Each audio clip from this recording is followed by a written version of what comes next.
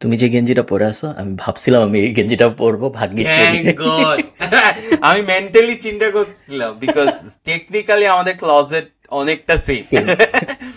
যদি তোমাকে এইরকম একটা অপরচুনিটি দেয়া হইতো two host your own travel experience অন্য মানুষদের জন্য, সো এটা ডিজাইন ফর ইনফ্লুয়েন্সার, সো মনে করো এরকম একটা কোম্পানি, যেই কোম্পানিটায় তুমি, ইটস আ মার্কেট প্লেস যেখানে ইনফ্লুয়েন্সাররা যায় হোস্ট করতে পারে ট্রাভেল প্রোগ্রাম এবং তারপরে বেচতে পারে। সো মনে করো তুমি বললা যে আমি আগামী মাসে ব্যাংকক যাচ্ছি, আমি চাই আপনারা আমার সাথে চলেন, আপনাদেরকে আমি ঘুরাবো, এই হইলো প্যাকেজ, এখানে আপনারা কিনতে পারবেন। অ্যান্ড দেন 10 জন 15 জন কিনলো, তাদেরকে তুমি নিয়ে গেলো, তাদের জন্য সুন্দর একটা এক্সপিরিয়েন্স হলো, কারণ তারা আমিন হান্নানের সাথে ট্রাভেল করার সুযোগ পাইলো। তোমার ওকে। একটা ভালো এক্সপিরিয়েন্স হইলো, তোমার ওখান থেকে কিছু এক্সট্রা ইনকাম হইলো, কারণ ওরা যে টাকাটা দিচ্ছে তার একটা পার্সেন্ট তোমার কাছে আসে। আমারটা ফ্রি তোমার কি, বেসিকলি। তোমারটা বলতে পারো হ্যাঁ, প্লাস হয়তো এডিশনাল ইনকামও হবে তোমার। হুম। তোমার কি মনে হয় এই বিজনেস আইডিয়াটা কেমন? Sounds like a good plan. আমি ডিপেন্ড করে আমি কোন লেভেলের ইনফ্লুয়েন্সার। সো লেটস সে আমি যদি ডুয়েইন দ্য রক হইতাম, I wouldn't want 20 other people with me. ওয়ারএজ ওকে। আমি এখন যে লেভেল অফ ইনফ্লুয়েন্সে আছি, ওয়ার আমি বড় লোক না, দেন I wouldn't mind it. But I would definitely figure out a way to filter those 20 people. And okay. then do it, because what if there's someone who doesn't like to go out at night, and then there is someone যে actually পুরো দিন ঘুমায়। যেরকম আমাদের গ্রুপে হয়েছিল, আমরা 4-5 জন ফ্রেন্ডরা 10 জনের মতো ট্রাভেল করছি। there were some people যারা মাউন্টেন্স আর ওইসব হাইকিং টাইকিং ওগুলো পছন্দ করে, there are some people যারা 7-Eleven-এ খাইতে পছন্দ করে। সো এরকম রাইট, সো ওরকম কম্বিনেশনটা খুবই important. But this is an interesting business. In fact এরকম একটা বিজনেস আছে বাংলাদেশে। হ্যাঁ, বলেন বলেন। বাংলাদেশে এরকম একটা বিজনেস আছে। ওকে, হ্যাঁ, বাংলাদেশের বিজনেসের কথা আমি বলছি। একটু পরে শুনতেছি। আমি তোমাকে একটা ওয়েবসাইট দেখাই। সো এই ওয়েবসাইটের নাম হলো trovatrip.com। সো আমাদের একটা ওকে। পোটেনশিয়াল ক্লায়েন্ট যেহেতু এই কারণে নাম বলতেছি না, ক্লায়েন্ট হয়ে গেলে পরের এপিসোডে বলবো। উনাদের এরকম সিমিলার একটা বিজনেস আছে। সো উনি এক্সাম্পল হিসেবে আমাকে 7-8টা বিজনেস পাঠাইছে যে এরকম আর কি উনারা হইতে চায়। এবং ট্রোভা ট্রিপের বৈশিষ্ট্য হইল, তুমি যদি trovatrip.com এ যাও দেখবা যে option explore the world with your community. তুমি যদি একজন ইনফ্লুয়েন্সার হও তাহলে you can host a trip. আর যদি তুমি একজন নোবডি হও, নর্মাল মানুষ, নন ইনফ্লুয়েন্সার, তাহলে তুমি ফাইন্ড আ ট্রিপে চাপ দিতে পারো। So আমি যদি ফাইন্ড আ ট্রিপে চাপ দিই, আমি এখানে দেখতে পারবো ইনফ্লুয়েন্সারদের upcoming trip. So for example তুমি এই যে ওয়ার্ক অন মানডে ট্রাভেলস, এই মহিলার সাথে বা লোকের সাথে যে এই ওয়ার্ক অন মানডে ট্রাভেলস, এটা একটা ইনফ্লুয়েন্সার, এর সাথে তুমি বালিতে ঘুরতে যেতে পারো। যদি বালিতে ঘুরতে যাইতে চাও, এপ্রিল 18 থেকে এপ্রিল 26 তোমার দিতে হবে $1750। ঠিক আছে? সো এরকম আচ্ছা। ভাবে এইটা হলো একটা মার্কেট প্লেস যেখানে যে কোনো ইনফ্লুয়েন্সার যায় নিজের একটা আইটিনারি সাজাইতে পারে এবং সেই আইটিনারি অনুযায়ী তার ফ্যানরা যায় জয়েন করতে পারে। এরপর তার ব্যাক এন্ডে অ্যাক্সেস থাকে দেখার জন্য যে একে অ্যাপ্রুভ করবো, একে অ্যাপ্রুভ করবো। 20 থেকে 30% ট্রোভা ট্রিপ রাখে এবং বাকিটুক ইনফ্লুয়েন্সার পায়। Interesting business model. হ্যাঁ, এবং নো জিনিসটা মার্কেটিং কস্ট, বিকজ কারণ তুমি ইনফ্লুয়েন্সার আর প্রমোটিং। এক্স্যাক্টলি হ্যাঁ। এক্স্যাক্টলি সো ইনফ্লুয়েন্সাররা নিজেদের ইয়ের ভিতরে প্রমোট করতেছে, নিজেদের অডিয়েন্সের ভিতরে প্রমোট করতেছে। তোমার আলাদা করে কিছু করা লাগতেছে না, তুমি জাস্ট মাঝখান থেকে মার্কেট প্লেস ফি হিসেবে 20% 25% করে নিচ্ছ। ট্রোভা ট্রিপ 2টা ফান্ড রেইজ করছে এখন পর্যন্ত। টোটাল $20 মিলিয়ন ফান্ড রেইজ হয়েছে ওদের, বেশ মানে 17-18 থেকে চলতেছে ওদের। এবং এই 20 মিলিয়ন ফান্ড রেইজে ওরা এখন প্রত্যেক বছর on average, not like 100% reliable data, third party information, but around 47-48 million revenue করে, টোটাল রেভিনিউ। এর ধরো 20% বা 25% হয়তো ওদের কাছে থাকে, বাকিটুকু ওরা ইনফ্লুয়েন্সারদের ভিতরে ডিস্ট্রিবিউট করে দেয়। তো খুবই কুল বিজনেস। এরকম বিজনেস কি আছে বাংলাদেশে? সো একটা, বলো। দের ইজ দিস, মানে এটা একটু বেশি অ্যাডভান্স ইনফ্লুয়েন্সার সেন্ট্রিক, আর একটু নিচ ডাউন। একটা আছে that is, it's call wonder woman. So wonder woman is basically, হ্যাঁ, সো ওরা basically female travel group. They have like let's say 10টা গ্রুপ, 10টা ইন্ডিভিজুয়াল নিবে, একটা গ্রুপ হবে, and then they go to certain places, mostly locals but international ওরা করছে। So ওরা যেটা করে, সিন্স ইটস নট, মানে বাংলাদেশে তো women can travel alone, it's fine hard to find groups. So ওরা জিনিসটা খুবই সুন্দর করে নিচ ডাউন করে ওরা একটা কমিউনিটি বানাইছে, and it's only women. So you don't, if you're a women in Bangladesh, you definitely don't want to hang out with other guys traveling a show, right? People who you don't know, it's hard to trust. So ওই community, and they are actually pretty good. আমার অনেকগুলো friend এই সার্ভিসটা use করছে, and সবাই positive review দিছে। আর ওরা I think they take a cut. It's the same model as travel agency, but it's niche down and আরেকটু cool hip আর কি. So আমার মনে yeah. আছে আমি বিডি অ্যাঞ্জেলসে বাংলাদেশ অ্যাঞ্জেলস নেটওয়ার্কে ওয়ান্ডার ওম্যান গত বছর ফান্ড রেইজ করতেছিল গত বছর এবং বাংলাদেশ অ্যাঞ্জেলসে আমি এবার রিনিউ করবো না, বাট আমার এখন পর্যন্ত মেম্বারশিপ আছে। বেশ এক্সপেন্সিভ, প্রত্যেক বছর 50,000 টাকা দিতে হয় just For to what? Access their database of কে কখন ফান্ড রেইজ করতেছে এটা। Oh, okay. And এটা is যে it জানেন, good? It's alright. বাংলাদেশে যত বড় বড় কোম্পানির ফান্ড রেইজ হয়, যেমন ধরো এই যে হয়তো তুমি মনে করো যারা আমাদের এই ভিডিও দেখতেছে তারা জানে না যে 10 মিনিট স্কুল লাস্ট কবে রেইজ করছে। আমি জানি যে 2 মাস আগে রেইজ হচ্ছিল, কারণ আমার ওই বাট আমার মতো বা তোমার মতো যারা অ্যাক্টিভলি অত ইনভেস্ট করে না, জাস্ট গিকিং এর জন্য মেবি একটু বেশি এক্সপেন্সিভ প্রত্যেক বছর। না, বাট আপনি ফ্রন্ট পেজ বা ওই বাইট সাইজ নিউজ গুলাতেই তো আসছে। সো বাইট সাইজ ফ্রন্ট পেজে আসে তোমার উঠায় ফেলার পরে। আমি দেখি হলো যখন করতেছে, এবং শুধু তাই না, ধরো আমি ওদের পিচ টেক দেখতে পারি, আমি ওদের প্রেজেন্টেশন দেখতে পারি। সো ওয়ান্ডার উম্যানের ফাউন্ডারের কথা আমার স্পেসিফিক্যালি মনে আছে। আমি ওনাদের যত প্রেজেন্টেশন হয় সব ওরা রেকর্ড করে রাখে বাংলাদেশ অ্যাঞ্জেলস নেটওয়ার্ক, এবং ওটা অ্যাক্সেস করা যায়, যারা মেম্বার তারা করতে পারে। সো আমি মাঝে মধ্যে ঢুকে অবসর সময়ে বিভিন্ন মানুষের প্রেজেন্টেশন দেখতাম, যে ধরো 10 মিনিট স্কুল রেইজ করার জন্য কি করতেছে, ওয়ান্ডার উম্যান কি করতেছে। ওয়ান্ডার উম্যানটা আমি দেখছিলাম, আমার মনে আছে, কুল বিজনেস। পরে শেষ পর্যন্ত ওরা রেইজ করছে আমি জানি না, বাট ওই সময় আমি দেখছিলাম বেশ ইন্টারেস্ট ছিল মানুষের মধ্যে। হ্যাঁ, I think সাবরিনা নাকি নামটা, I forgot her name, but she's pretty good. মানে আমার কাছে খুব জমছে ব্যাপারটা, বিকজ এনিথিং যেটা একটু স্লাইটলি নিশ। আর ওই যে ইভেন ইলিয়াস ভাইও সেদিন একটা ভিডিও দিছিল, আর আমার মনে হয় হাউ আমরা সবাই বলে না জায়গাতে ইনভেস্ট করতে, বাট দেন সবার কাছে আছে হচ্ছে 5-10 লাখ টাকার মতো। So you can really buy property, but একটা প্রপার্টি যদি ভাগ ভাগ করে 10-15 জন কিনতে পারতো, there has to be a business where, so any business where borrow amount chunk you have a service যেটাতে ছোট ছোট করে you can give the service. So একটা land 10 জন মিলে কিনতেছে, you can buy like a certain portion.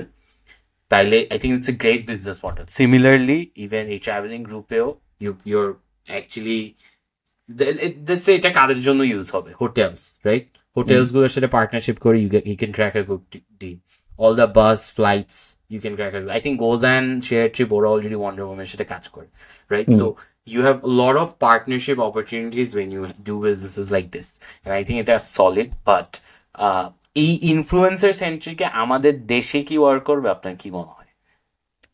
করতে পারে, আমার মনে হয়।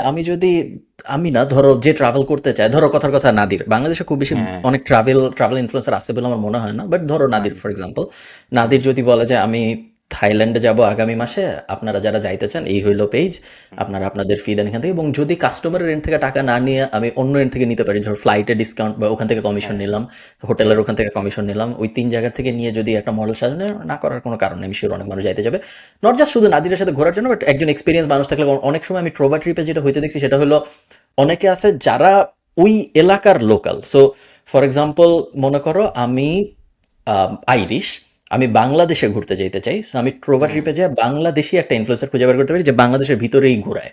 তো অনেকটা ট্যুর গাইড যে বাংলাদেশেই থাকে, সে যে ট্রোভা ট্রিপ ইউজ করতেছে বাইরের মানুষকে তার কাছে আনার জন্য। সো সে নিজে আসলে ট্রাভেল করতেছে না। হ্যাঁ, মানে ইনফ্লুয়েন্সার ফ্যান হইতে হবে না, he can be also a tour guide. হ্যাঁ, যদি ইনফ্লুয়েন্সারের ট্যুর গাইড হিসেবে যদি ইনফ্লুয়েন্সার ভালো হয়, তাহলে ওটাও একটা অ্যাঙ্গেল হইতে পারে।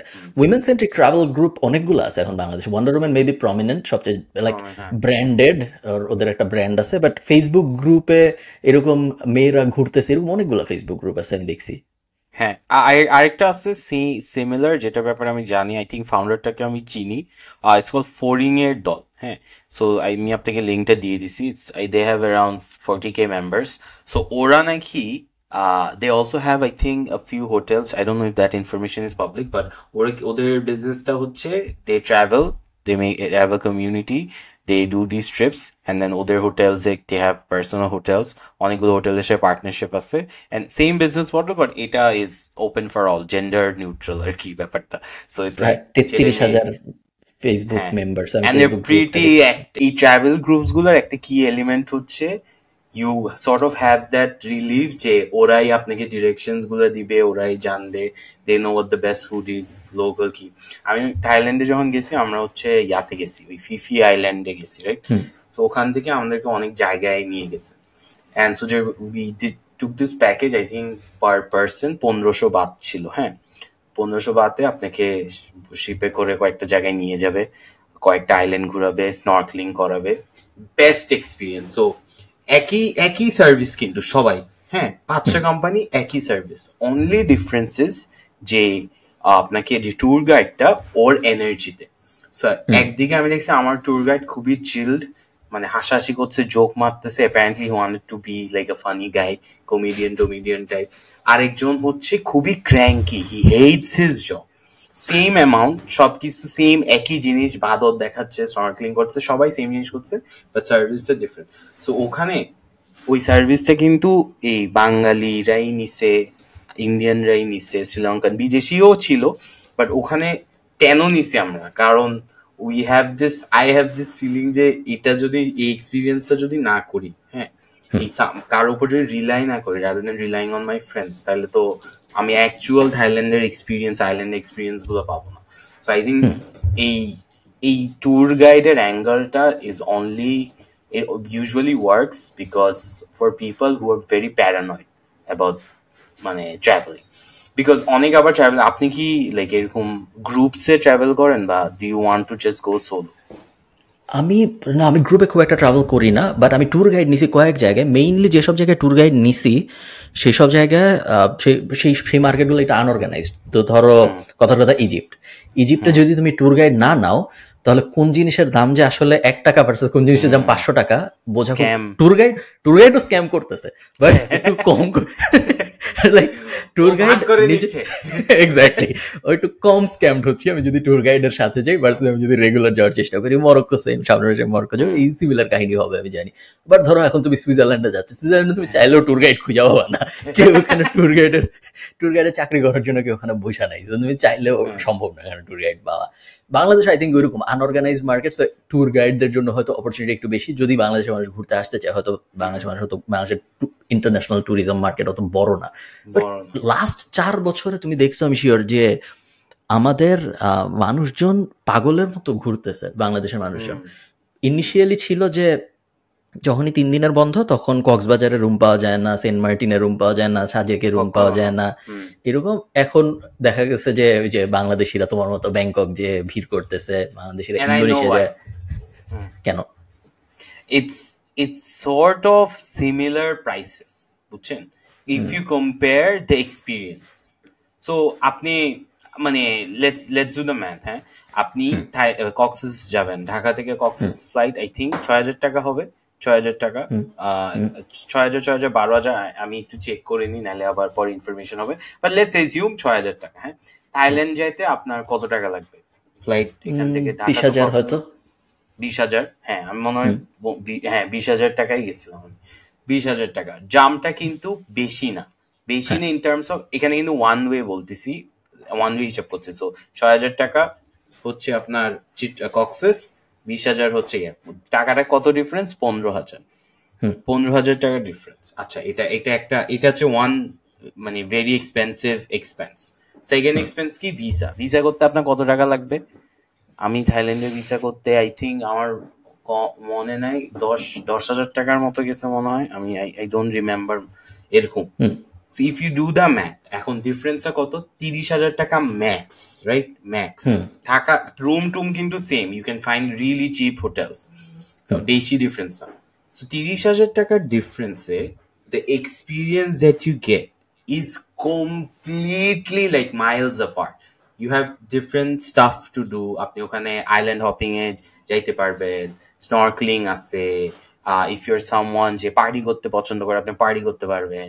If you're someone who wants to do a lot of shopping with lot of options, lot of global brands, you can do that.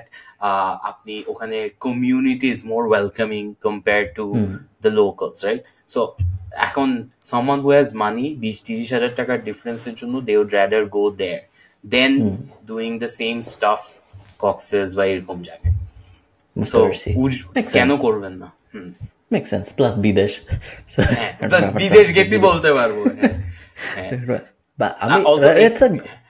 বলেন ইটস আ গুড থিং যে বাংলাদেশে ট্রাভেল ইন্ডাস্ট্রি আস্তে আস্তে গ্রো করতেছে। আমরা যখন মাঝখানে অফলাইন হয়ে গেলাম তখন আমি গোজায়ানের ট্রাভেল গোজায়ানের ফান্ডিং হিস্ট্রি দেখতেছিলাম। সো গোজায়ানের 2-3টা কোম্পানি আছে যারা গত 3-4 বছরে অনেক, তোমার সাথে তো মেবি গোজায়ানের অনেক কাজ হয়েছে, গোজায়ান বা অন্যজন, দুজনের একজন। গোজান এগেন 5টা ফান্ড রেজ করছে গত 5-7 বছরে, খুব বেশি পুরান কোম্পানি এরকম না। 8 মিলিয়ন ফান্ডিং, এমন এমন জায়গা থেকে ফান্ডিং যেই জায়গাগুলা আমি চিনি না ওইভাবে, আমি হয়তো 1-2টা চিনি যেখান থেকে ওরা ফান্ড রেজ করছে। সো অত মানে আমি চিনি এরকম না, বাট মানে প্রমিনেন্ট বোঝা যাচ্ছে যে এমন একটা ইন্ডাস্ট্রি যেটা একদম আমাদের চোখের সামনে আস্তে আস্তে গ্রো করতেছে, এবং আমি শিওর আরো অনেক মানুষ অপরচুনিটি নেবে। আই থিঙ্ক আগামী 5-10 বছর আমরা ট্রাভেল সিনে বাংলাদেশে অনেক স্টার্ট আপ দাঁড়াইতে দেখবো। হ্যাঁ, অলসো ওরা শুধু বাংলাদেশে না, ওরা পাকিস্তানে আছে, এক্সপ্যান্ডেড টু পাকিস্তান, গোজান। হ্যাঁ, সো আই থিঙ্ক এখানে উনার যে ফাউন্ডারটা রেজওয়ান ভাই, আই থিঙ্ক গোজায়ানের ফাউন্ডারের নাম ভুলে গেছি, উনি use to run one of the prominent agencies Analyzen হচ্ছে, হ্যাঁ অ্যানালাইজন অনেক, হ্যাঁ। So he was one of the cofounders. Gozayaan is a solid company, টিমটা খুবই সলিড। হ্যাঁ, কি বলতেছিলেন? দেখো একটা ট্রিপ অ্যাডভাইজারে যদি তুমি যদি তুমি মনে করো আমি একজন বিদেশি, আমি বাংলাদেশে ঘুরতে যেতে চাই, সো ট্রিপ অ্যাডভাইজারে যদি তুমি খোঁজার চেষ্টা করো, তুমি দেখবে ট্রিপ অ্যাডভাইজারে অনেক খুব মানে মার্কেটটা খুবই আনঅর্গানাইজ, এই কারণে বাংলাদেশিদের ট্রিপ অ্যাডভাইজারের প্রেজেন্স খুব বেশি না। বাট আই থিঙ্ক খুব সহজে আমি অনেকক্ষণ খুঁজে 2টা কোম্পানি দেখছি যারা ট্রিপ অ্যাডভাইজারে বাংলাদেশের ট্রাভেল সার্ভিস অফার করে। সো ফর এক্সাম্পল তুমি চাইলে এই সার্ভিসটা নিতে পারো, fascinating old Dhaka and ship breaking yard day trip. যদি তুমি এটা নিতে চাও তোমার খরচ হবে 102 ইউরো আমাকে দেখাচ্ছে, সো ডলারে হয়তো একটু আশপাশে হবে, দুইজনের জন্য 204 ইউরো। এবং এতে হোয়াটস ইনক্লুডেড, বেসিক্যালি তোমার বাসার থেকে তোমাকে নিয়ে যাবে, তোমাকে ঘুরাবে।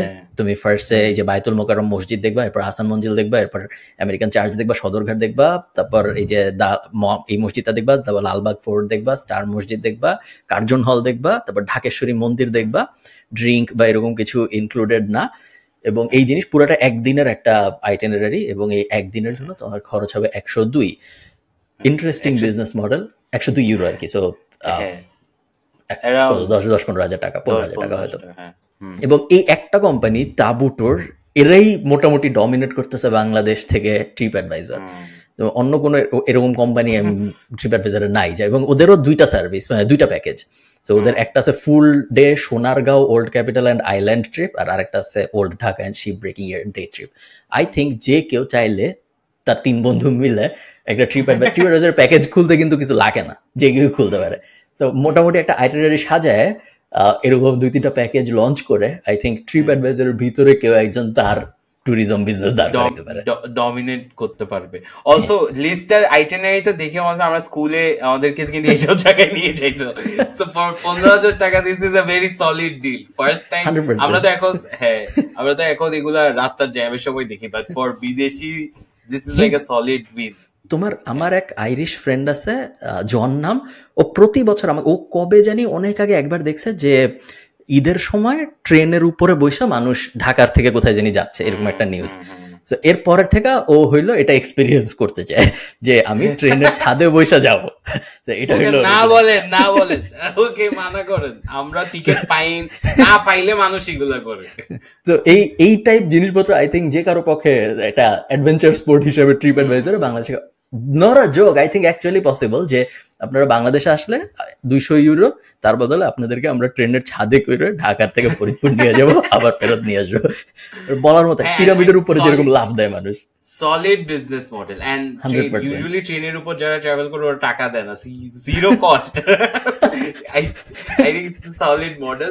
আপনি এখানে ইভেন এরা কিন্তু ট্রিপ অ্যাডভাইজারে কিন্তু বাংলাদেশি যেটা বললেন 2টা আছে শুধু, আই এম শিওর সবাই তো বাংলাদেশে ট্রাভেল করতে চায়, রাইট? দেয়ার আর পিপল যারা ট্রাভেল করতে চায়, এন্ড এরকম প্যাকেজ করে I think this is a very doable thing. কিন্তু I am surprise no one has thought about it. আমারও মাথায় আজকের পরে হয়তো করবে কেউ, বাট এটা খুবই সহজ জিনিস। আপনার জাস্ট একটা বেসিক আইটেনারি সাজাতে হবে, ঢাকার মধ্যেই ঘুরাচ্ছে ওনারা, এমন কিছু না। একটা গাড়ি বুক করতে হবে সারাদিনের জন্য, এবং বেশ বড় প্রফিট মার্জিন, যে 2জনকে ঘুরাইতে 20,000 টাকা খরচ হয় না। বেশিরভাগ জায়গায় সব টিকিটগুলো জোড়া দিলে 1,000 টাকা বা 2,000 টাকা হবে হাইস্ট।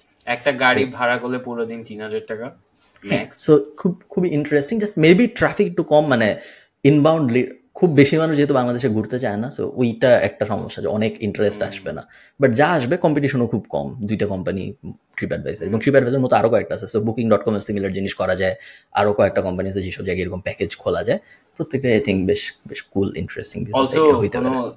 আপফ্রন্ট কস্ট নাই, হ্যাঁ, ইউ কিছু অনলি লাগবে না। তোমাকে অ্যাডভান্সে পে করতেছে, so you get the cash beforehand. I think ক্রেডিবিলিটিটা এস্টাবলিশ করে একটু কষ্ট হবে, বাট দ্যাটস জাস্ট ইট। ওইটা ফেক করা যাবে বাই ডুইং 2-3, তোমাদের ফ্রেন্ডদেরকে বলবা 2-3টা বুক করতে, and then you have some reviews maybe. হ্যাঁ, I think it's pretty solid, করা যায়। Cool. আরেকটা ইন্টারেস্টিং, হ্যাঁ, ট্রাভেলিং এর সময় মেইন প্রবলেম কি জানেন? বন্ধু খুঁজে পাওয়া। হ্যাঁ, সো আমি general problem in life. General problem in life. So আমার ফিডে আজকে একটা কোম্পানি আসছে, surprisingly, it's call going solo. হ্যাঁ, so going solo is basically, apparently আমি রিল দেখছি, আমি আপনাকে লিঙ্কটা পাঠিয়ে দিচ্ছি। Going solo is Tinder for travelling. So So you can sign up and then swipe, and then you can have your timelines, apne kobe kon deshe travel korchen, and then people can right swipe you. Imagine getting rejected even on that app, but you can basically make friends and then you can travel together. I think it's Nice. just crazy. Also, it's like a global thing kintu, right? বুঝতে পারছি। Because apne globally Tinder e to geolocation আছে, এখানে you can right swipe anyone. রেডিটে এরকম অনেক subreddit আছে যেখানে travel partner খুঁজে বের করা যায়। আমি শিওর অনেক ফেসবুক গ্রুপ আছে যেখানে ট্রাভেল পার্টনার খুঁজে বের করা যায়। আমি ইন্টারেস্টেড দেখার জন্য আগামী 5 বছর এখান থেকে কি কি কোম্পানি বাংলাদেশি স্টার্ট আপ দাঁড়ায়, এবং অনেকগুলা জাস্ট জেনারিক, মানে আমি টিকিট বেচি বা আমি হোটেল বুকিং করি, ওটার বাইরে যায় একটু ইন্টারেস্টিং অ্যাঙ্গেল কে দাঁড় করাইতে পারে। টিকিট বেচারও এনাফ ওয়েবসাইট নাই, সো ওগুলোও লাগবে, বাট আই থিঙ্ক আরেকটু ইন্টারেস্টিং অ্যাঙ্গেলে যারা এন্টার করতে পারবে তাদের জন্য অনেক অপরচুনিটি থাকবে। So আমি অনেক রিলসে ফোকাস, তোমার প্রাইমারি ইনফরমেশন সোর্স ছিল রিল। ইনফরমেশন হচ্ছে রিলস, হ্যাঁ, বাট দেন আমি রিলস দেখি এন্ড দেন আমি বুকমার্ক করি, বুকমার্ক করে আমি ওইটার ডিটেইলসটা যাই, মানে আমি একটু এক স্টেপ অ্যাকশন নিই। সো আপনি হার্ভার্ড বিজনেস স্কুলের একটা there is like a, you can actually get all the lectures on YouTube. Okay. So I was so blown away because আমার একটা ভাই আছে, he went to this business school, and then it was like a huge challenge. You need recommendations, অনেকগুলো exams দিতে হয় and blah blah blah, and then উনি গেছে, right? So he went post COVID. Okay. And the expectation was when you graduate from one of the top business schools, you are bound to get a job, right? And he is still unemployed. Right, because আমাদের business স্কুলের মার্কেটিংটা এমন ভাবে করা হয়েছে যে তুমি ওখান থেকে graduate, not like is a bad student, but তুমি ওখান থেকে গ্রাজুয়েট করলে you are bound to get a job, but nah. So US market, the crisis has hit so hard. Also, like the top people, এখানে তো প্রচুর লে of হচ্ছে. So he interviewed Facebook, Amazon, I think হয়েছিল, he didn't take the offer. Stripe হয়েছিল, he did an internship there, but এই মানে অনেক মানুষের, people who are very skillful, it's very hard to find a job right now. America, Australia, UK, এটাতে I don't know about Ireland, ওখানে কি layoffs হচ্ছে নাকি, but it's very tough. So why I'm bringing this up is আমাদের একটা Notion আছে যে if we study at the best business schools we will get a job, but that's not true, and like আমার live প্রমাণ পাইছি। গতকালকে বা পরশুদিন অ্যাপলের কার ডিভিশন বন্ধ হয়ে গেছে। সো অনেকদিন ধরে পরিকল্পনা ছিল যে যারা গাড়ি বানাবে, গতদিন বা ঈদের গতকালকে অথবা গত পরশুদিন, এক্সাক্ট মনে কবে পড়ছি, যে ওরা গাড়ির ডিভিশন পুরো বন্ধ করে দিয়েছে। ওইখান থেকে সম্ভবত 500 বা 1000 মানুষ লে অফ হয়েছে, এবং পুরো রিসোর্স ওরা গাড়ির থেকে মুভ করে এআই এর দিকে নিয়ে যাচ্ছে। এবং লে অফের একটা ইন্টারেস্টিং ওয়েবসাইট ছিল, আমি অনেকদিন আগে আমরা ফ্রাইডেতে লিখছিলাম, layoff.ie অথবা layoff.com এরকম কিছু একটা, যেটা হইলো ট্র্যাক করে যে কোন কোম্পানি কবে কতজনকে লে অফ করতেছে। হ্যাঁ, এই যে, সো তুমি দেখতে পাচ্ছ যে 176টা টেক কোম্পানি প্রায় 46,000 মানুষকে লে অফ করছে 2024-এ। সম্ভবত শুধু আমেরিকান ডেটা, বা মানে বাংলাদেশি ডেটা তো এখানে নাই, সো ইন্টারন্যাশনাল ডেটা অথবা আমেরিকান ডেটা, এই দুইটার একটা হবে। এবং এই বিজনেসটা বেশ কুল একটা বিজনেস ছিল। ওরা লিস্ট ব্যাচে, সো ওদের বিজনেস মডেলটাই এইটা যে ওরা এরকম লিস্ট বানায় কে কবে কাকে লে অফ করতেছে, এবং তারপরে ওরা ডেটা ম্যানেজমেন্ট টাইপ একটা বিজনেস। তো তুমি যদি এখানে তাকাও তুমি দেখবে যে গতকালকে, সো 2/27/2024, আমরা রেকর্ড করতেছি 2/28/2024-এ সনি ইন্টারঅ্যাক্টিভ সান ফ্রান্সিসকোতে প্রায় 900 মানুষকে লে অফ করছে, যেটা এই কোম্পানির 8%। সো তারপর তুমি দেখতে পাচ্ছ বাম্বল, তোমার ফেভারিট অ্যাপগুলার একটা, 350 মানুষ লে অফ করছে, যেটা হলো ওদের কোম্পানির 30% এমপ্লয়ি লে অফ হয়েছে। No wonder it's not working. এবং এটা যদি তুমি দেখো, তুমি দেখবা যে ভয়ঙ্কর স্যাট। এবং এই যে উপরে যে যতটুকু দেখা যাচ্ছে স্ক্রিনে, সবই গত 10 দিনের। তো গত 10 দিনে যে ফারফেচ 2000 মানুষ লে অফ করছে, এবং বেশ জনপ্রিয় সময় এক্সপেডিয়া আর একটা 1500 লে অফ করছে। কঠিন লে অফ হচ্ছে চারদিকে। সো এই যে গ্রামারলি আছে, গ্রামারলি নিয়ে আজকে একটু কথা বলবো। আমি একটা কোম্পানি পাইছি। সো হ্যাঁ, this is like that. So anyone guys, চাকরির উপর ফোকাস করা is not the best decision. That's the bottom line আর কি। আচ্ছা, আরেকটা হচ্ছে সো গ্রামারলি যেহেতু আনছেন, সো আমি একটু ইনসাইড ইনফরমেশন দিই, and I'll probably get into trouble for this, but Shark Tank-এর কি একটা পেজ ছিল, it's called Shotik AI, Shark Tank Bangladesh. হ্যাঁ, and it's এগুলো কিছু রিলিজ হয়নি, বাট আমি ইনসাইড থেকে খবর পাইছি। Don't ask me how, but Shotik AI আপনাকে if you go to the Google Doc ওখানে পাবেন। So Shotik AI is basically আপনার একটা গ্রামারলির বাংলা ভার্সন, বুঝছেন? And it's pretty cool. If you go to the site, আপনি একটু গিয়ে একটু স্ক্রিনটা শেয়ার করেন, I think যেটা আপনি করছেন ফাস্টার হবে। You can actually do multiple things like Bangla grammar ঠিক করা, তারপর আমি I've tried this। হ্যাঁ, আপনি সো আমি বাংলায় টাইপ করতে আমার কিবোর্ডে অনেক প্রবলেম হয় ইন জেনারেল বাংলা টাইপ করতে। সো আমি একটা ওয়েবসাইট আছে বাংলা টু ইংলিশ। হ্যাঁ, সো আমি আপনাকে ওয়েবসাইটটা পাঠাই, চ্যাটে পাঠাইছি। So if you go to that website, type anything in Banglish, right? So আমি তোমাকে ভালোবাসি কথার কথা। হ্যাঁ, তো বাংলাদেশিরা মানুষজনকে সবাইকে জিজ্ঞেস যে ভাই আপনি ক্যান ইউ প্লিজ আমি বিদেশি একটাকে দেখলে আমরা অন্য কিছু লেখি। আমার মনে হয় সবার নাইস। আমি কিন্তু ইংরেজিতে লিখতেছি, আপনারা যারা ভাবতেছেন ব্যবসা। আচ্ছা, ওকে, একটু ইয়ে করে দেওয়া উচিত ছিল। আপনারা মেক মিস্টেকস। ওকে, ঠিক আছে। ব্যবসা করা উচিত হবে। আমি generally Bangla look at the website, it's very shitty। মানে আচ্ছা, আপনার এখানে অ্যাড আসতেছে না, আমার এখানে অনেকগুলো অ্যাড আসতেছে, আমি অ্যাড ব্লকার অন করে রাখছি। হ্যাঁ, সো এটা কপি করে এখন go to Grammarly। So this is how I type Bangla Grammarly Shotik AI। Shotik AI গেলাম আমি। Let's see if it works। Okay, paraphrase, analyzing, I think everyone should work। ইংরেজিতে বললো। ওকে, নাইস। না, ইংরেজিতে বলছো নাইস। আমি বাংলা গ্রামারে দেন তো ভাই। বাংলা গ্রামার লিখলাম, এবং এখানে লিখলাম আমার মনে হয় সবার ব্যবসা করা উচিত। সঠিক করুন, ভুলের সংখ্যা 1। আমার মনে হয় সবার ব্যবসা করছে। সো ব্যবসা বানানটা এখানে ভুল ছিল, এটা ব্যবসা বানানটা ঠিক করে দিছে। নাইস, সুন্দর, কিন্তু সুন্দর, right? Nice. Let's see if they get funded or not. But এটা কি কেন তুমি এটুক জানো না যে ওরা ফান্ড পাইছে? আমি জানি, বাট আমি বলতে চাও না। ঠিক আছে, fair. But dude, look at the website, it's so neat, এত কিউট একটা ওয়েবসাইট, খুবই নাইস। এটা কি তোমার পুরো জিনিসটা কি আসলে ইয়েতে হচ্ছে? সো আমি যদি চ্যাট জিপিটিতে আসি এবং আমি যদি চ্যাট জিপিটিতে সেই জিনিস লিখি যে ফিক্স দিস ফর মি, আমার মনে হয় সবার ব্যবসা করা উচিত হবে। আমার মনে হয় সবার ব্যবসা করা শুড বি কারেক্ট। হ্যাঁ, ওকে। সো চ্যাট জিপিটি মেবি না, অথবা আমি হয়তো কিছু ভুল করতেছি। Fix grammar, did you copy the right one? আমার মনে হয় সবার ব্যবসা করা উচিত। ব্যবসা বানানটা ঠিক করতেছে না। সো হয়তো চ্যাট জিপিটি না, বা হইতে পারে আমি কিছু ভুল করতেছি, বা অন্য কোনো ডেইলি স্টারের একটা আর্টিকেল আছে, আই থিংক ওরা অনেকগুলো ডেটা পয়েন্টস নিয়ে কাজ করছে। Okay, that's what they said. Nice. So হইতে পারে ওই যে কাস্টম, এই যে জেনারেল এলএলএম এর উপরে যখন কেউ কাস্টম ইনস্ট্রাকশন বসায় আরো শেখানোর জন্য একটা স্পেসিফিক ব্যাপারে, তখন এলএলএম এর পারফরমেন্স আস্তে আস্তে ভালো হয়। সো বাইরের থেকে দেখে মনে হচ্ছে যে হয়তো এরকম একটা এলএলএম এর উপরে ওরা নিজেদের বসাইছে, শেখানোর বিভিন্ন জিনিস বসাইছে। ভালো, নাইস, গুড। এমনি ইউজ কেস কি, এটা মানুষ কেন কিনবে? সো আমি আবার স্ক্রিনটা শেয়ার করি, সবাই দেখতে পারবে। এটা এখনো ফ্রি, এটা পুরোটাই টুলটাই ফ্রি। ওদের what they said আর্টিকেলটাতে was punctuation ঠিক করা, errors গুলো ঠিক করা, and they want to see the use case at মানে newspapers, the publications গুলো, printing এইসব সেক্টরে they want to make sure এটা properly use হয়. Also I think this is আমার opinion, I think কোনো government projects they want to sell it.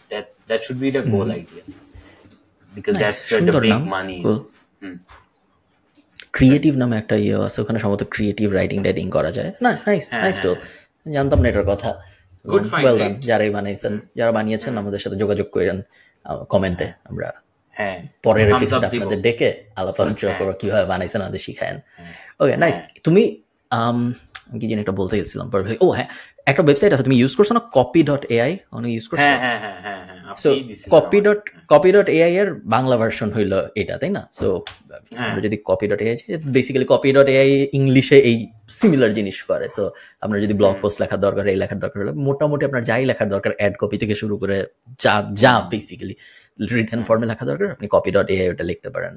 এবং copy.ai জিপিটির early ডেজের একটা কোম্পানি, যারা জিপিটি 3 বা 3 সম্ভবত ইউজ করে প্রথম ওদের কোম্পানি দাঁড় করেছিল। তখনও এআই এর চ্যাট জিপিটি রেভলিউশন তখন ওইভাবে হিট করে নাই মার্কেটে।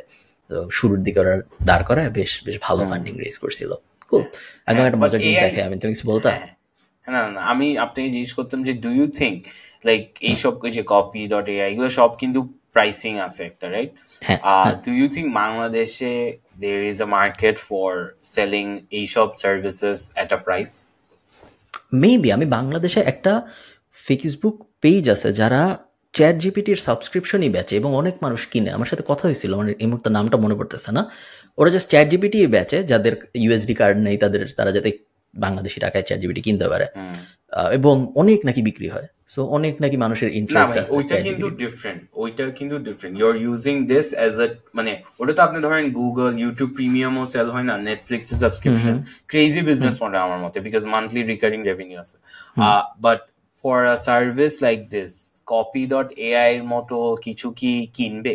লেটস সে ক্যানভা আমি জানি প্রচুর মানুষ ইউজ করে premium, but I don't think like এইসবের জন্য মানুষকে এখনো there is a big enough market for people to pay and then actually run a solid business. Digital products. মনে হয় তোমার কথা সত্য, বাংলা লেখার এত ডিমান্ড তো আসলে নাই। এবং বাংলা লেখার মেইন যে মার্কেট, যা ওটা হলো ইংরেজির মার্কেট। বাংলায় সেরকম মার্কেট খুব কম মানুষই আছে। অ্যাটলিস্ট আমি গত 5 বছরে একজনকেও বলতে শুনি নাই আমাকে যে আমার বাংলা লিখতে কষ্ট হচ্ছে, একটা টুল বা সফটওয়্যার যদি থাকতো তাহলে আমার বাংলা লিখতে আরো সুবিধা হইতো। এরকম পারসিভড প্রবলেম অনেকে আছে যে, না এমন না কিন্তু সবাই অনেক ভালো বাংলা লেখে, বাট এটা পারসিভড প্রবলেম না, তাদের মাথার মধ্যে তারা এটা জানে না যে তার এই প্রবলেমটা তাদের আছে। তো এই কারণে যেহেতু তাদের মাথায় প্রবলেম নাই, সো তারা টাকা দিবে না। আমি বলি আমি কিসের জন্য পে করি। I pay for inverter elements, Canva, আমি পে করি হচ্ছে Netflix, Amazon, I pay for YouTube premium দিই না, এখনো স্কিপ করে চালাই। আমি আরেকটা জিনিসের জন্য করি, it's called Placeit, it's for design. Mad কফির জন্য আমরা পে করি, আমরা বছরে 10,000 টাকা পে করি। So these are my subscriptions, একটাও কিন্তু লোকাল না। So that should tell you. I pay for Chorki. Nice. So that's the only local, yeah. আচ্ছা হ্যাঁ, মুভিং অন। আপনি কিছু আমি শুধুমাত্র জি সুইটে, গুগল ওয়ার্কস্পেস কিন্তু অনেক দাম বাড়াইছে রিসেন্টলি, এবং শুধুমাত্র জি সুইটেই সম্ভবত আমি বছরে না মাসে 200-300 ইউরো খরচ করি, কারণ আমার হান্ড্রেডস অফ ইমেলস প্রত্যেকটা এক একটা জি সুইটে প্রত্যেক ওয়েবসাইটের জন্য ডেডিকেটেড, এবং ওরা দাম বাড়ায় যাচ্ছে এবং আমার ফাইল সাইজও বড় হয়ে যাচ্ছে। আগে একটা টাইম ছিল যখন আমার ধরো 15 জিবিতে হয়ে যাইতো বা 30 জিবিতে হয়ে যাইতো, এখন 1 টেরাবাইটেও হইতে চায় না। সো আমি আপগ্রেড করেই যাচ্ছি, প্রত্যেকটা আপগ্রেড ট্রায়ার আগেরটার থেকে বেশি এক্সপেন্সিভ। আমার যত সাবস্ক্রিপশন আছে সবকিছুর মধ্যে আমি গুগলকে সবচেয়ে বেশি টাকা দিই অন আ মান্থলি বেসিস, এবং এত ভেঙে আসে যে গায়ে লাগে না, বাট আসলে অনেক। হ্যাঁ, but it was A trap. আমাদেরকে সিস্টেমটাতে ঢুকাইছে, এখন পুরাই there is no way we're getting out of this পুরা। এবং এত সহজ ইউজ করা, জিমেইলের মতো এক্সাক্ট সেম ইন্টারফেস জি সুইটের। আমার ড্রাইভের সাবস্ক্রিপশন আই থিঙ্ক শেষ হয়ে গেছিল বা কিছু একটা হয়েছিল, ফুল হয়ে গেছিল। সো আমার ইমেল স্টপড ওয়ার্কিং, এন্ড আমি এত নার্ভাস হয়ে গেছি। আই থিঙ্ক ইমেল আসতেছিল বাট পাঠাইতে পারছিলাম না, এরকম কিছু একটা হয়েছিল। এন্ড মানে আমি দেরি করি নাই, আই থিঙ্ক আমি এরকম রাশ করি নাই কখনো একটা জিনিস বিল পে করার জন্য। সো ইউ ক্যান ইমাজিন এটা থেকে আমরা বের হইতে পারবো না। I think Elon Musk is working on a Gmail alternative. গতকালকে দেখলাম একটা টুইট যে জিমেল অল্টারনেটিভ কি যেন একটা বানানোর, বলা যায় না এখন পর্যন্ত কি হবে না হবে। তুমি কি ফেসবুক বা ইনস্টাগ্রামকে টাকা দাও ফর ভেরিফিকেশন? না, আমি দিই। সো আমার ফেসবুক প্রোফাইল, যেখান থেকে আমি জীবনে কখনো কোনো কিছু পোস্ট করি না, ওইটার জন্য আমি ফেসবুকে $13 দিই মাসে, 11 বা 12 এরকম, জাস্ট বিকজ কখনো কোনো ঝামেলা হইলে জানি আমি সাপোর্টে কথা বলতে পারি, এই জন্য। বাট এটা কি আসলে বলতে পারবেন? Are you sure about this? I'm like 80-90, যতদিন পর্যন্ত আমার সমস্যা হয়েছে, আমাদের যে কন্টেন্ট ক্রিয়েটরদের বিভিন্ন ধরনের সমস্যা হচ্ছে দেখতেছো না, এরকম সমস্যা আমার সাথে যে কবার হয়েছে আমি প্রত্যেকবার সাপোর্টে বলছি, মোটামুটি ইজিলি সলভ হয়ে গেছে। একটু মানে 7 থেকে 10 দিনের মতো সময় লাগছে, বাট মোটামুটি সবই সলভ হয়ে গেছে। সেম ইনস্টাগ্রামকেও আমি প্রত্যেক মাসে $12 করে দিয়ে যাচ্ছি, প্লাস ভেরিফিকেশন, যে ব্লু চেক মার্ক আসে, এটা তো একটা ভাব আছে। সো একমাত্র পেজে আমি নরমালি পাইছি, ফেসবুক প্রোফাইল এবং ইনস্টাগ্রাম প্রোফাইলের জন্য আমার কিনতে হয়েছে। আমি পেজেরটা আমি টাকা দিয়ে করছি, লোকাল একটা কোম্পানি দিয়ে, প্রিটি সলিড। সো ওইটা করছি, ভালোভাবেই করে দিচ্ছে। বাট হ্যাঁ, I think your right, personal প্রোফাইলটা তাহলে ভেরিফাই করে $13 করে দেওয়া উচিত। ইটোরতে যাই, খুবই এক্সক্লুসিভ জিনিস, আপনারা কেউ স্ক্রিনশটটা নেবেন না, আমি আপনাদের বিশ্বাস করতেছি। তুমি যদি আমার ইটোরের প্রোফাইল দেখো, এগুলো হলো সব আমার ইন্টারন্যাশনাল স্টক। তো ইন্টারন্যাশনাল স্টক যেই জন্য আমি এটা ওপেন করে তোমাকে দেখাইলাম, সেটা হলো শুধু উপরেরটা, ইগনোর এভরিথিং এলস, শুধু উপরেরটা, লুক অ্যাট মেটা। সো মেটা আমি কিনছিলাম, তুমি যদি ভিতরে যাই, আমি লাস্ট মেটা কিনেছিলাম হইলো 2022 সালে। সো আমি একটু জুম ইন যদি করি, এখানে তুমি দেখতে পারো, এখানে ছোট্ট করে দেখা যাচ্ছে যে ফেব্রুয়ারির 3 তারিখ 2022 সালে আমি কিনছিলাম, এবং 2022 সালে এই মেটার স্টক কেনার পরে, সো $241 মতো ছিল তখন হয়তো দাম। এখন আমি $241 কিনছিলাম, এখন দাম হয়েছে 486, এবং মোটামুটি রেগুলারলি বাড়তেছে। শুধু মেটার থেকে আমার গত 1 বছরে প্রায় $7,500 মতো লাভ হয়েছে, এবং 101% প্রফিট। আমার যদি প্রফিট, আমি বেচি নেই, নিকট ভবিষ্যতে বেচবো এরকম পরিকল্পনা নাই, বাট দেখতে খুব ভালো লাগে, আমি মাঝে মাঝে এসে দেখি মেটার থেকে আমার কত লাভ। বাট মাঝখানে তো দে ওয়্যার ডাউন, রাইট? মাঝখানে অনেক ডাউন ছিল, আমার আরো কেনা উচিত ছিল, এবং আমি কিনি নাই, বাট আমার কেনা উচিত ছিল, আর একটা বড় মিস্টেক হয়েছে। একই সেম জিনিস, সো সিমিলারলি মেটার সাথে যা হয়েছে, আমি আশা করতেছি ডিজনির সাথেও কখনো না কখনো হবে। ডিজনি আমি অনেকবার কিনছি, এবং প্রত্যেকবারই ওরা যখন আরো খারাপ হয়েছে আগের থেকে, তখন আমি আবার কিনছি। সো ধরো 2021 সালে, হ্যাঁ আমি 2021 সালে প্রথমবার কিনছি, $174 ছিল তখন। এরপরে আবার কিনছি যখন 199, ঠিক আছে, তারপর 187, এরপরে 132 যখন হয়ে গেল, দাম অনেক যখন কমে গেল, তখন আমি আবার $3,000 কিনছি। এবং আমি আশা করছি এক সময় ডিজনি টাইপ কোম্পানির কোথাও চলে যায়। আমাকে একজন বলছিল যে তুমি নিশ্চিন্তে বোয়িং এ ইনভেস্ট করতে পারো, বিকজ আমেরিকায় 5-6টা কোম্পানি আছে যেগুলা কখনো ফেল করলে সরকার বাঁচায়, এবং বোয়িং তার মধ্যে একটা, যেহেতু ওরা অনেক ওই যে আর্মিদের সাথে ম্যানুফ্যাকচারিং এর কাজকর্ম করে, সো এই কারণে বোয়িং ইনভেস্ট নাকি খুবই লাভজনক। সো এই কারণে আমি ইনভেস্ট করছি, এবং এখন পর্যন্ত হ্যাঁ এই যে বোয়িং ইনভেস্ট, আমার ধারণা এখানে যা যা আছে একমাত্র পেপাল ছাড়া, এন্ড মেবি কার্নিভাল কর্পোরেশন ছাড়া। কার্নিভাল কর্পোরেশন আমি কেন কিনছিলাম, যখন কোভিড আসলো তখন সব ট্রাভেল রিলেটেড স্টকের দাম কমা শুরু হইলো, কারণ কেউ তো ট্রাভেল করতে পারতেছে না। সো কার্নিভাল কর্পোরেশনের দাম একদম মাটিতে চলে আসলো, এবং আমি ভাবলাম যে হ্যাঁ, আমি একটা, যেহেতু আমি একজন ওয়ারেন বাফেট, আমি একটা কার্নিভাল কর্পোরেশন অনেকখানি কিনে রাখি, আমি এটা একদম ফাটায় ফেলবো যখন কোভিড শেষ হবে। তো কোভিড শেষ হয়েছে, 2 বছর হয়ে গেছে, কিন্তু কার্নিভাল কর্পোরেশনের দাম আর বাড়ে না। এটা হলো একটা ক্রুজ কোম্পানি, তুমি যদি ক্রুজে যাইতে চাও, এক জায়গায় কার্নিভাল কর্পোরেশন ইউজ করতে পারো। এইটা এবং পেপাল, এই দুটো আমি শিওর না কি হবে, বাট বাকিগুলো নিয়ে আমি বেশ আশাবাদী। পেপ্যালেরটাও একটু শেকি, বিকজ বিগার প্লেয়ার্স অনেক চলে আসছে, সো দ্যাটস আ প্রবলেম। মেটা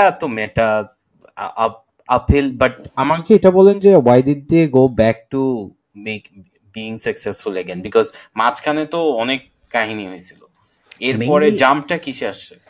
মেটার বড় ফল হয়েছিল, সো কোভিডের সময় সব স্টকের দাম বাড়ছে, সব টেক স্টকের দাম বাড়ছে। সো মেটা, অ্যাপল, গুগল যা যা ছিল, সব যত টেক স্টক ছিল সবার দাম কোভিডের সময় অনেক বাড়ছে। এরপরে মেটা যখন মেটা লঞ্চ করলো, সো ওদের নাম যখন ওরা ফেসবুক থেকে চেঞ্জ করে মেটা করে ফেললো, এবং তারপর ওরা যে আমরা মেটাভার্সে সিরিয়াস হবো, ওই অ্যাঙ্গেলে যখন যাওয়া শুরু করলো, তখন ওদের দাম কমা শুরু হইলো। মানুষ তো পছন্দ করেনি ওইটা, এবং তারপরে মোটামুটি 1 বছরের আশপাশে দাম কমছে। এরপরে 2টা জিনিস হয়েছে আমি দেখছি যেটা বাইরের থেকে। এক, মার্ক জাকারবার্গ বিভিন্ন পডকাস্টে যাওয়া শুরু করলো। তো ও ফার্স্টে গ্যারি ভেইনারচার্কের সাথে পডকাস্ট করলো, এবার লেক্স ফ্রিডম্যানের সাথে পুরা ইমেজ ক্লিনজিং করা ছিল। তার আগ পর্যন্ত সবাই বলতো যে ও একটা ধরো যে রোবট। হ্যাঁ, তো এরপরে আস্তে আস্তে এগুলো করা শুরু করলো, প্লাস ইনকামও বাড়ছে I think matter. So advertising income মাঝখানে কমে গেছিল অনেক, এবং এখন আবার আস্তে আস্তে বাড়তেছে। সো আর্নিং কলগুলো যখন ভালো হয় তখন জেনারেলি শেয়ারের দাম বাড়ে। এই 2টা কারণ আই থিঙ্ক বাইরের থেকে দেখে মনে হয় যে কারণে দাম বাড়তেছে। আমি হয়তো আরো কিনবো সামনে। ফানি জিনিস হচ্ছে মার্ক জাকারবার্গ আর কন্টেন্ট ক্রিয়েটার্স বাংলাদেশে একই প্রবলেম, ক্রাইসিস হইলে পডকাস্টে গিয়ে আবার সেম ড্যামেজ কন্ট্রোলই করে। So interesting I think. আচ্ছা, ভালো কথা, আপনার যে হোয়াটস দ্য প্ল্যাটফর্ম যেটা থেকে আপনি দেখাইছেন? এটা হইলো ইটোরো, সো বাংলাদেশে অ্যাভেলেবল না। আমাদের রবিনহুড নাই, রবিনহুড আমেরিকান। আচ্ছা আচ্ছা, ওকে। সো অনেকজন কিন্তু রবিনহুড ট্রাই করছে বাংলাদেশে, there were companies যেগুলো ট্রাই করছে, বাট অ্যাপারেন্টলি ঢাকা স্টক এক্সচেঞ্জের যে ওয়েবসাইটটা ওইটা একটু সমস্যা, সো এটার জন্য পারে নাই। Why, when do you think we will have, or will we ever have something like Robinhood? আমাদের মিলেনিয়ালরা ইনভেস্টমেন্টে খুবই আগ্রহী। এই জেনারেশন সবাই ইনভেস্ট করার ব্যাপারটাও কুল হয়ে গেছে। প্লাস এমনিতে জেনারেলি মানুষ মনে করতেছে যে ইনভেস্ট করলে খুব ভালো হয়। সো এরকম কোম্পানি আসা উচিত। ইনভেস্ট স্পেসে কিছু কোম্পানি আসছে যারা বেশ, যেমন ধরো গোল্ড কিনেন এসে বেশ বেশ সারা ফেলছে। আমার সাথে একবার মিটিং হয়েছিল, পরে আর কাজকর্ম করা হয়নি, আমি কখনো কিনিনি, বাট আমি অ্যাপটা ডাউনলোড করছিলাম। ইন্টারেস্টিং মনে হয়েছে আমার যে গোল্ডকে অ্যাজ অ্যান ইনভেস্টমেন্ট 100 টাকা দিয়েও গোল্ড কেনা যাবে, এরকম একটা ব্যাপার করছে। কুল। স্টক নিয়েও কারা কারা জানি অনেক সময় কাজ করার চেষ্টা করছিল, বাট হ্যাঁ মেবি ওই যে এপিআই এর সমস্যা, অনলাইনে স্টক কেনা ওই ব্যাপারটা বাংলাদেশে হয় না। সো ওই জিনিস সলভ করতে হয়, তার একটু সময় লাগবে। প্লাস আমাদের স্টক মার্কেটের এটা একটা জেনারেল সমস্যা, আমাদের ট্রেডিং মেন্টালিটি একটু বেশি। যেমন ধরো এই যে আমি তোমাকে দেখালাম 2021 সালে আমি মেটার স্টক কিনছি, কোনোদিন বেচিনি, 2021 থেকে এখনো আছে। সেম ক্রিপ্টো অ্যাসেটেরও সেম, আমি 2020-21 আমি সারা জীবন খালি কিনছি। ইভেন বাংলাদেশ স্টক মার্কেটও আমি যখন কিনছি, বাংলাদেশ স্টক মার্কেটও আমার স্টক কেনা আছে, একটা ইউটিউব ভিডিওর জন্য কিনছিলাম, কখনো বেচিনি, শুধু কিনেই রাখছি। সো এই যে মানে এমন না যে আমি খুব বড় ইনভেস্টর, বাট জেনারেলি ট্রেডিং যারা করে তাদের লস হওয়ার চান্স একটু, লাভ হওয়ার চান্স অনেক বেশি থাকে, বাট লস হওয়ার চান্স একটু বেশি থাকে। এবং আমাদের স্টক মার্কেট প্লাস ইকোনমি যেহেতু অত না, সো নেগেটিভ ব্র্যান্ডিং একটু বেশি আমাদের স্টক মার্কেটের। বাট বাংলাদেশ ইনভেস্টমেন্ট সিনে বাংলাদেশ ইনভেস্টমেন্ট সিনে নতুন নতুন কোম্পানি আসা উচিত। তুমি শুরুর দিকে যেরকম বলছিলে রিটস টাইপ, যে আপনারা এই কোম্পানিকে টাকা দেন, এরা একটা বিল্ডিং কিনবে, তারপর ওই বিল্ডিং এর ভাড়া আপনারা সবাই পাবে। গ্র্যান্ড কার্ডন যেটা করে, বা ধরো রিচ ড্যাড পুয়ার ড্যাডের ওই বইয়ের লেখক যেটা করে, ওই টাইপ জিনিস হয়তো আমরা বাংলাদেশে করা দেখবো। ওইখানে আমরা হয়তো অনেকগুলো বড় বড় স্ক্যামও দেখবো। তারপরে যে আমি আপনাকে আমার বিল্ডিং এর জন্য অনেক স্ক্যাম হবে না ভাই, স্ক্যাম তো হইছে। আপনার কি কোনো আত্মীয় নাই যে এরকম স্ক্যাম হইছে, বা বিল্ডিং বানাইতে গিয়ে দেন কোম্পানি চলে গেছে? আমাদের নিজেদের। সো আমি তোমাকে বিল্ডিং এর নাম বলতেছি না, বাট এই বিল্ডিং এর নামে একটা বাসও আছে, বুঝে গেছি। আর বাসে কি বেশি ক্র্যাশ করে? একটু এরকম একটা বলা হয়। এই বিল্ডিং এ এই কোম্পানির একটা অ্যাপার্টমেন্টে আমরা থাকি বাংলাদেশে। তো এই অ্যাপার্টমেন্ট দেওয়ার কথা ছিল 5 বছরের, অনেক ছোটবেলার কাহিনী, আমার এক্সাক্ট টাইম ফ্রেম মনে, বাট বেসিক্যালি যতদিনে দেওয়ার কথা ছিল তার ডাবল সময় লাগছে দিতে। 4 বছরে দেওয়ার কথা ছিল, 9 বছরে দিছে এরকম। এবং তাও অনেক কষ্ট করে যে দিবে না এরকম, জাস্ট ডিলে হয়, এমন না যেতে পারে। এবং এই কোম্পানির একটা হাতিরপুল মোড়ে একটা আছে, একটা বিল্ডিং আছে, যে বিল্ডিংটা আমি আমার ছোটবেলা থেকে হইতেই দেখতেছি। 100% কনস্ট্রাকশনে আছে, এটলিস্ট গত 25 বছর ধরে আমি বিল্ডিংটা বানাইতে দেখতেছি। স্টাফ দেখছেন কখনো? না, স্টাফ আছে, দ্যাটস নট হ্যাপেনিং, এটা কনস্ট্রাকশনেই থাকবে। সো হ্যাঁ, এরকম ব্যাপার স্যাপার বাংলাদেশে অনেক হয়। অ্যাপারেন্টলি এটা নিয়ে আমি জিজ্ঞেস করছিলাম। হ্যাঁ, সো আমাকে যেটা বলছে যে when they do the contracts, let's say আপনি 5 লাখ টাকা দিবেন, এরকম কোন একটা প্রমিস করছেন, হ্যাঁ, but by the time they are suppose to deliver, তখন ওই কস্ট অফ গুডস এত হাই হয়ে যায় যে ওই 5 লাখ টাকা you can't deliver. So you can't really blame them to some extent, right?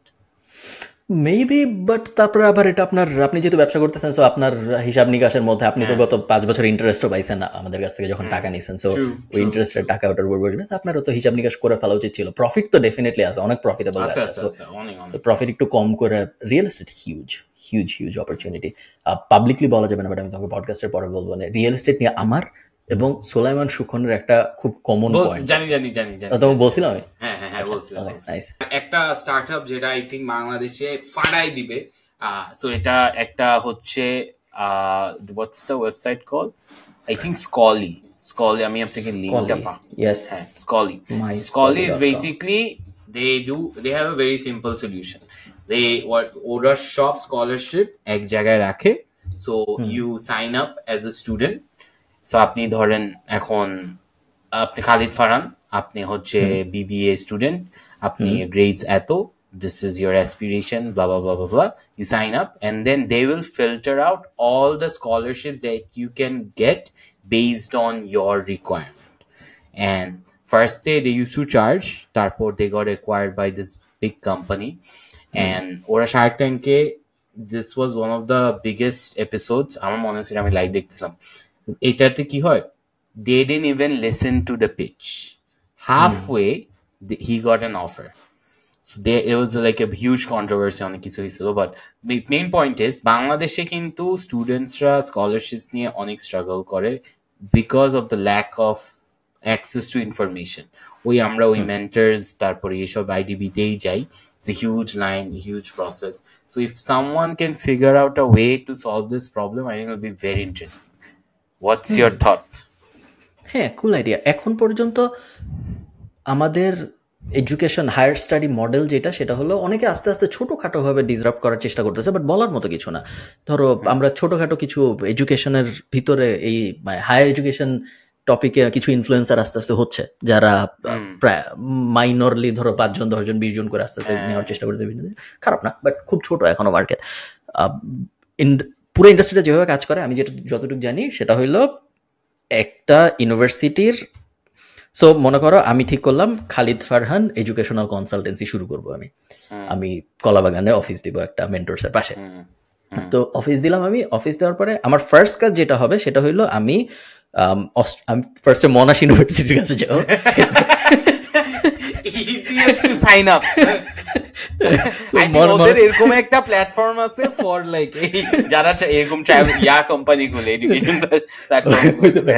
তো মনোজ ইউনিভার্সিটিতে চলে আসলো। এরপরে আমি বাকি সব ইউনিভার্সিটিগুলোর কাছে যাব, যায়া বলবো যে ভাই আমি একটা এডুকেশনাল কনসালটেন্সি খুলছি, এখন আপনারা আমাকে বলেন যে আমি যদি আপনাদেরকে স্টুডেন্ট পাঠাইতে চাই, আপনারা কিরকম স্টুডেন্ট নেন, আপনার প্রোফাইল ডিটেল দেন, যে কি চান, জিপিএ কত চান, আইএলস কত চান, জিআরই জিম্যাট যদি লাগে তাহলে কত চান, আমাকে সব ডিটেল দেন, আমি আপনাদের স্টুডেন্ট পাঠাবো।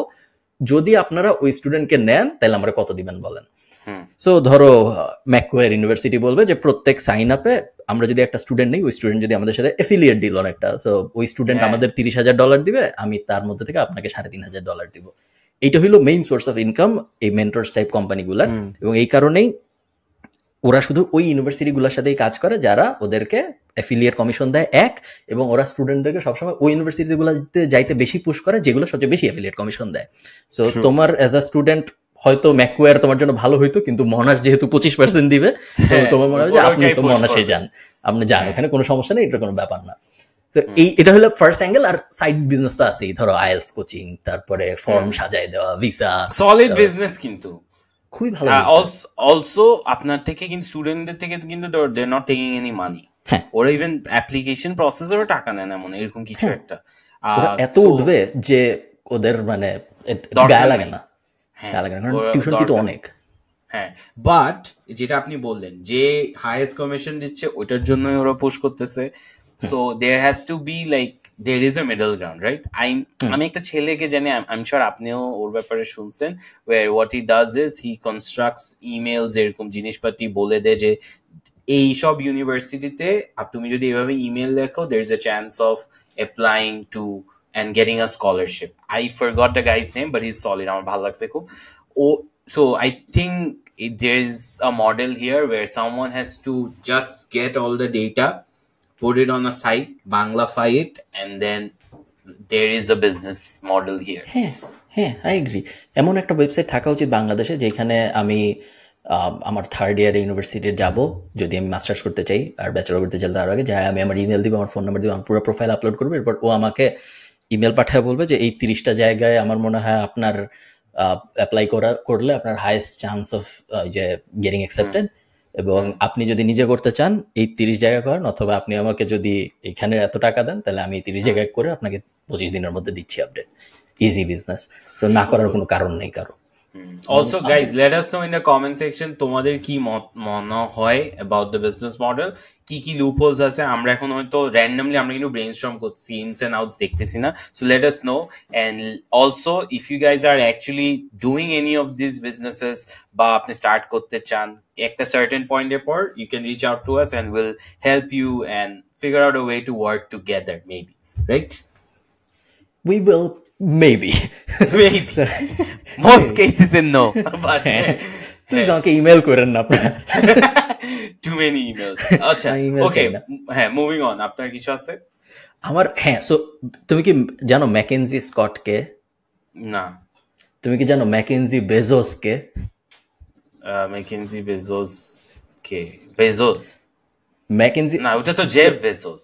হ্যাঁ, সো জেফ বেজোসের বউ হইল ম্যাকেনজি বেজোস। ও আচ্ছা, রাইট। বাট ওনাদের যেহেতু ডিভোর্স হয়ে গেছে, সো উনি ম্যাকেনজি বেজোস থেকে হয়ে গেছে ম্যাকেনজি স্কট। তো ম্যাকেনজি স্কট উনি হয়ে গেছে 2 বছর আগের কথা, ডিভোর্স হয়েছে। সো বেজোসের আগে হয়েছে, এরপরে বিল গেটসের হয়েছে। সো প্রায় অনেক আগে, বিল গেটসের হয়েছে 1-1.5 বছর হয়ে গেছে। সো ম্যাকেনজি স্কট যখন উনার ডিভোর্স হয়েছে তখন উনি অ্যামাজনের 4% পাইছে মালিকানা। এবং তুমি যদি ওই যে এই বইটা পড়ো ইলন মাস্কের বায়োগ্রাফি, তাহলে তুমি দেখতে পারবা যে ইলন মাস্কের তো 3টা বা 4টা ডিভোর্স হয়েছে, এবং প্রত্যেক ডিভোর্সই অনেক মানে ফাইন্যান্সিয়াল লস হয়েছে। এবং প্রথম ডিভোর্স বা সেকেন্ড, জাস্টিন সম্ভবত বউয়ের নাম ছিল, ওর প্রথম টেসলাও নিয়ে গেছে যে ডিভোর্সের পরে। তো এই ম্যাকেনজি স্কট উনি যখন 4% পাইছে অ্যামাজনের, উনি ইমিডিয়েটলি ওভারনাইট ডিভোর্সের পরের দিন became one of the richest মেয়ে ইন দ্য ওয়ার্ল্ড। কারণ যেহেতু অ্যামাজনের 4% বিশাল ব্যাপার।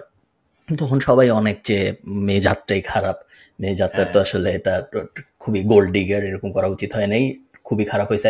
জেফ বেজোস এত কষ্ট করে 25 বছর ধরে একটা কোম্পানি দাঁড় করে এলো, জাস্ট আপনি ডিভোর্স হইলো, আপনি 4% নিয়ে গেলেন, ঠিক হইলো না বিষয়টা।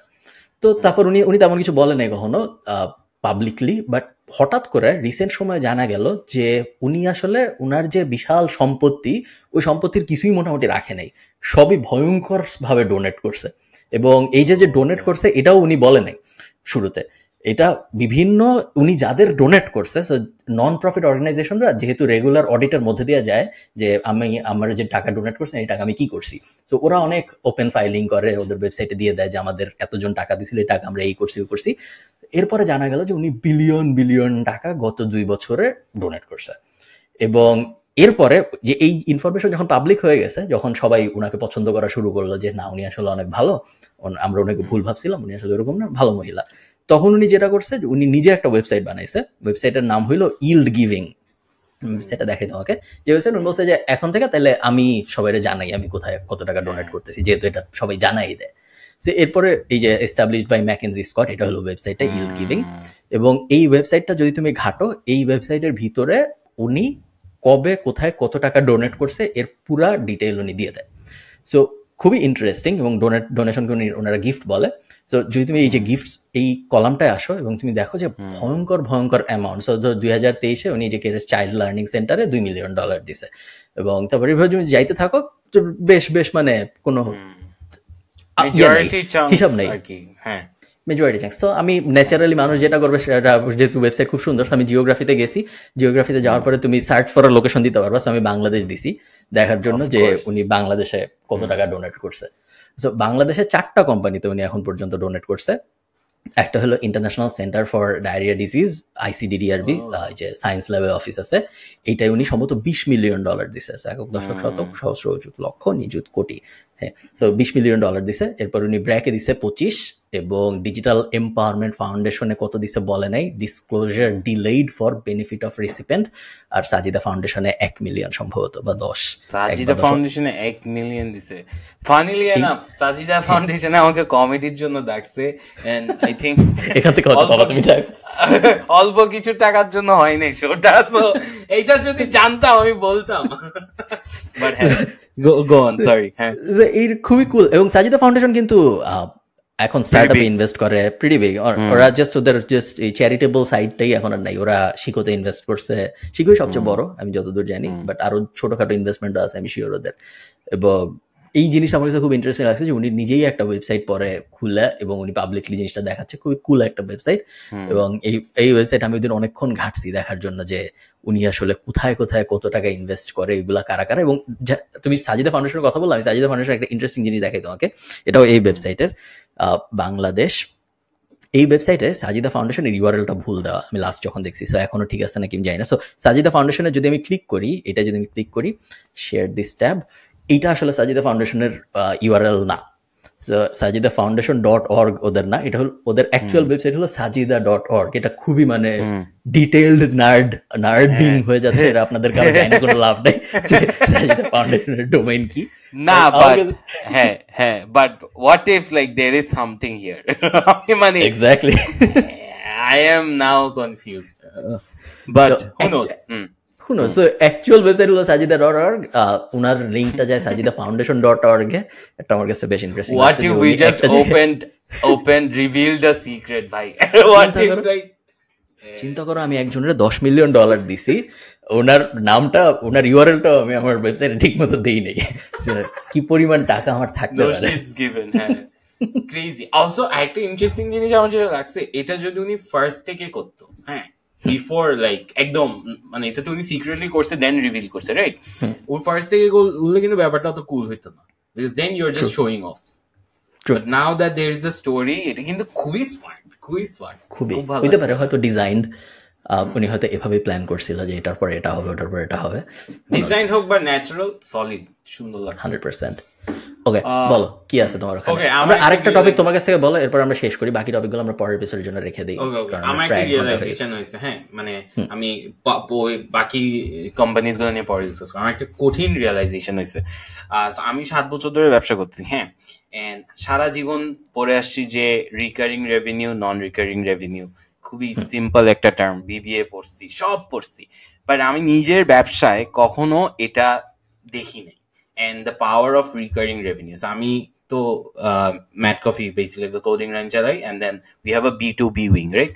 So B2C wing এ একটা কাস্টমার আপনার সাথে কত টাকা, আপনি যদি ওকে $2 দিয়ে আনেন, ও নেক্সট কতক্ষণ খরচ করবে, কত দিন খরচ করবে, ওর শেলফ লাইফটা খুবই ছোট for a brand, unless you do like multiple product lines.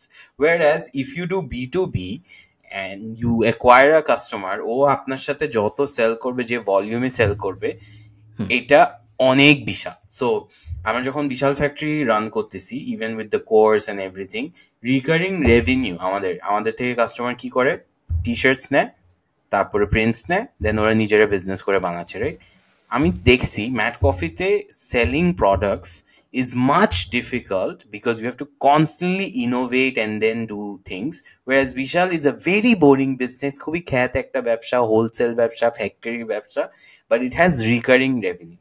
So আমি প্রতি মাসে I know যে I'm hitting a certain number of revenue, whereas একটা B2C business আমার constantly innovate করতে হচ্ছে। and এটা কিন্তু আমার টার্মসে খুবই শিখি, বাট অ্যাকচুয়ালি যখন এটা হিট করছে, it took me like a lot of years to figure this out. So now I am thinking Mad coffee থেকেও কি এমন কি করা যায় that's recurring revenue that we can sell for a really long time. So I know this is very basic, but this was a hard realisation. কথা সত্য, এবং I wish এরকম একটা সিচুয়েশন আসতো আমাদের। এটা অনেকে জানে, আমি বিভিন্ন সময় বলছি, বাট আমাদের যতগুলা নিজেদের বিজনেস আছে, সো প্যাসিভ জার্নাল, এবং পরের এপিসোডে আমি তোমাকে বলবো আমরা প্যাসিভ জার্নাল জুনিয়র এবং প্যাসিভ জার্নাল ইনসাইডার দুইটা প্ল্যান করতেছি, দুইটা উইংকে টার্গেট করার জন্য, নিচের একটার উপরে একটা, পরের এপিসোড বলবো। বাট প্যাসিভ জার্নাল বা ফ্রাইডে, এই দুইটাই সবচেয়ে মডেল আমরা যেটা প্ল্যান করতেছি, এই দুইটাকেই আমরা সাবস্ক্রিপশনে নিতে চাই। আমরা চাই দুইটাই প্রত্যেক মাসে মানুষ 1,000 টাকা দিবে বা 5,000 টাকা দিবে, এবং প্রত্যেক মাসে অটো রিনিউ হইতে থাকবে। Wait hold on a second, Friday তো অলরেডি মানে সাবস্ক্রিপশন না, এখনো না, এখন পর্যন্ত মানুষ একবার টাকা দেয় এবং পুরো টাকা। হ্যাঁ ওইটাই আর কি। হ্যাঁ বাট আমরা চাই যে প্রত্যেক মাসে রিনিউ করব, কম টাকা হবে বাট লঙ্গার লাইফ স্প্যান হবে ক্লায়েন্টের, যেটা আমরা আমাদের এজেন্সি সাইডে করতে পারতেছি। জাস্ট বাংলাদেশের ফাউন্ডেশনটা এখনো আমরা প্রপারলি পাচ্ছি না এই ব্যাপারটা করার জন্য। সো পেমেন্ট গেটওয়েগুলোর আরেকটু কেয়ারফুলি এই ব্যাপারটা যদি একটু তাড়াতাড়ি করতে পারতো। বা সাবস্ক্রিপশন কিন্তু বিকাশে আছে ভাই, I don't know if you know, and it's আছে, বাট সলিড।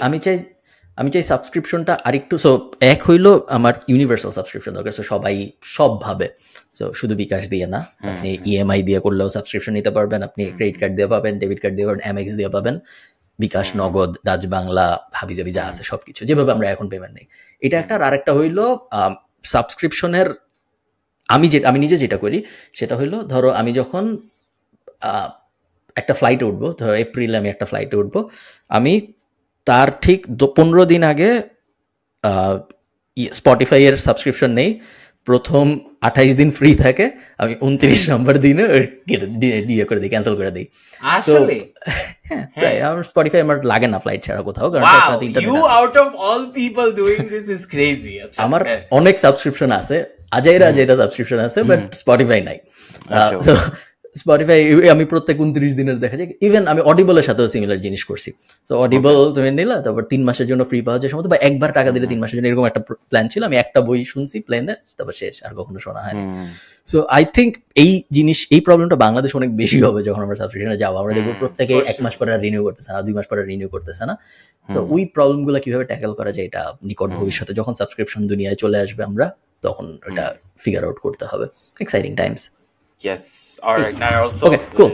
just আমি লিখে রাখি OneFlix নিয়ে নেক্সট টাইম কথা বলবো, because OneFlix কি একটা কোম্পানি না, যে কোম্পানিটা কপিরাইট মামলা খেয়ে হয়ে গেল? হ্যাঁ ওকে, নেক্সট এপিসোড আমরা কথা বলবো না। Alright, I think this is already very exciting. আমরা দুজন pumped up. Thank you so much for watching.